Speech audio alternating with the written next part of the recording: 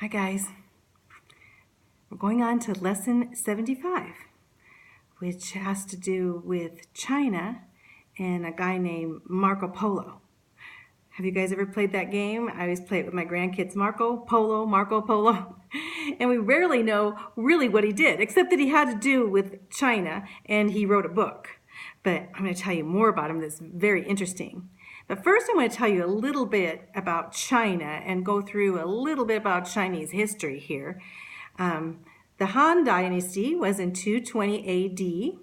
Then there were 400 years of turmoil after that, and then in 581, the Sui dynasty took over, that family. Then next, the Tang dynasty. The Tang dynasty was established for like 300 years, so it was the main, and it really flourished in the 700s and 800s. And during the Tang dynasty, a guy named Li Yuan basically started the national government and local government, and he gave land to qualified adult males, and he even minted coins. And then his successor was Li Shimin, and he started taking exams to hire qualified people. It's kind of unusual, especially back then. And he also started an educational system, and during that time they had really beautiful artwork. They even had orchestras and Chinese dancing, poetry. There's 5,000 poems written by 2,000 poets. The sculptures and paintings were magnificent. And in the palaces and the homes, they had all kinds of Chinese paintings. The pottery was this white jaded glaze looked pottery that was so beautiful, and you could see that in your book. Also, they had big bronze mirrors back then, and their jewelry was mainly jade and silver. But they also had gold and silver drinking glasses for the royalty and lots of gold. The royalty lived in complete luxury. In 907, there was a rebellion that happened that took over the Tang dynasty, and the Tang dynasty collapsed. And another dynasty called the Song dynasty.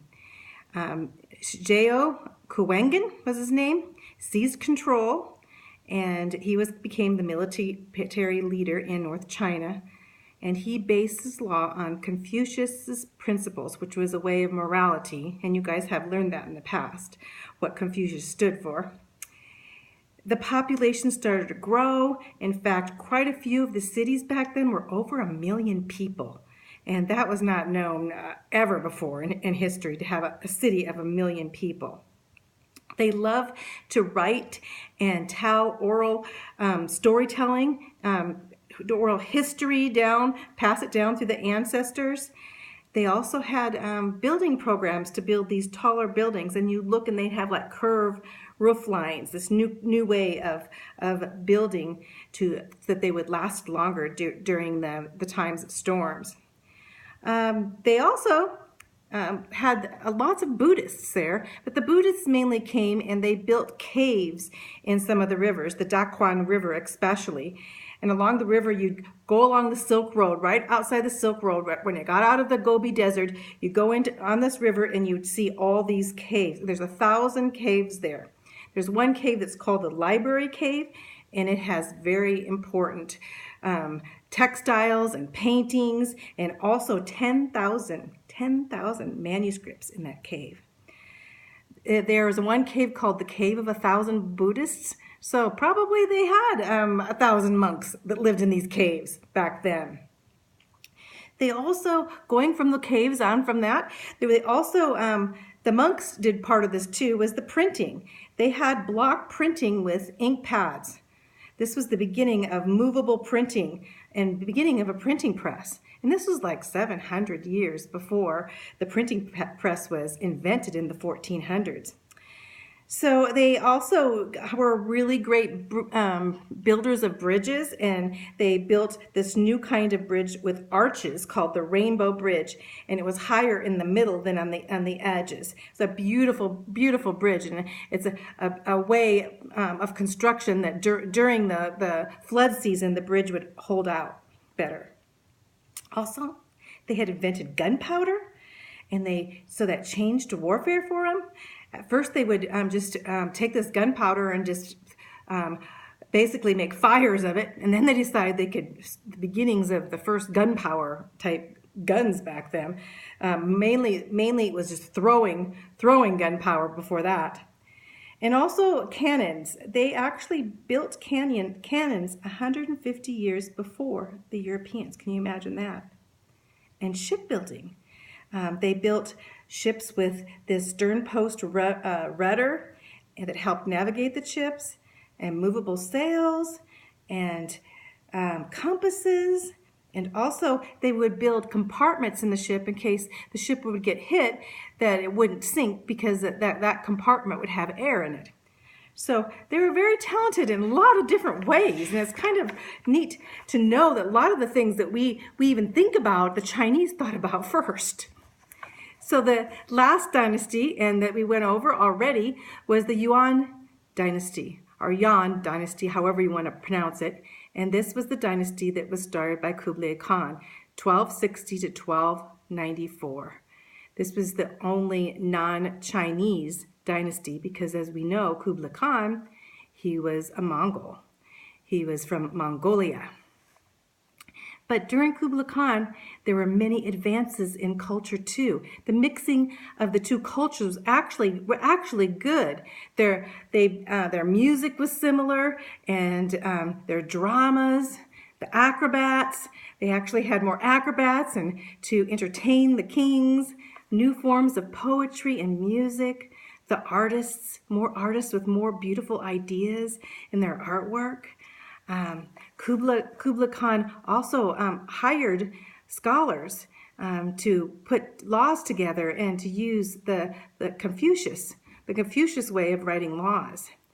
He believed in freedom of religion, and he wasn't too sure in the beginning because, you see, his religion came from shamanism, which was pretty much witchcraft. And it seems that he didn't really care for that religion, but he permitted it. And also, he also permitted Jews and Muslims and Buddhists and Nestorians, which were kind of a Christian offset that was a little different, had some false Christian beliefs in it.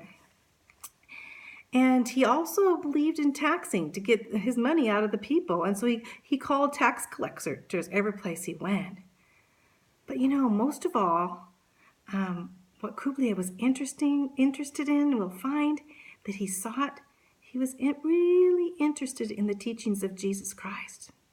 Someone must have told him about Jesus, even before Marco Polo got there. Well, he had these beautiful palaces, and he had a summer palace in Chengdu and a winter palace in Beijing that were pretty magnificent. He encouraged trade and merchants to come and he actually turned his Mongol soldiers into road keepers and policemen to guard the roads against bandits for them.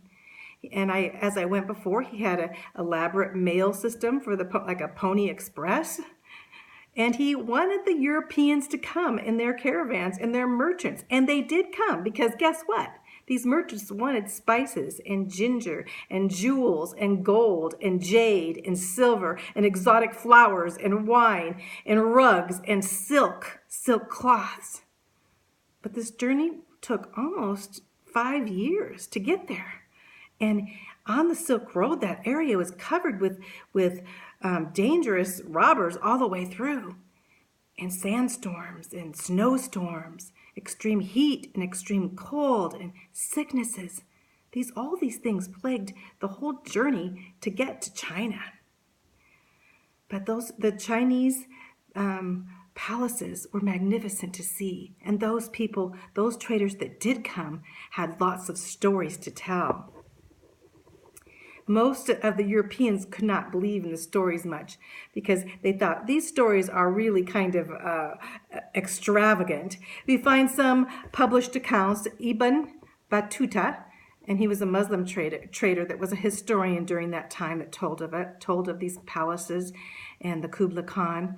And Rabban Bar Sama was a Nestorian who actually went to the Pope and told stories to him about what was over in the Orient. So they heard these things, and some things were written down. But the best known European traveler of all time was Marco Polo. and his writings, The Adventures of Marco Polo. I'll tell about that in just a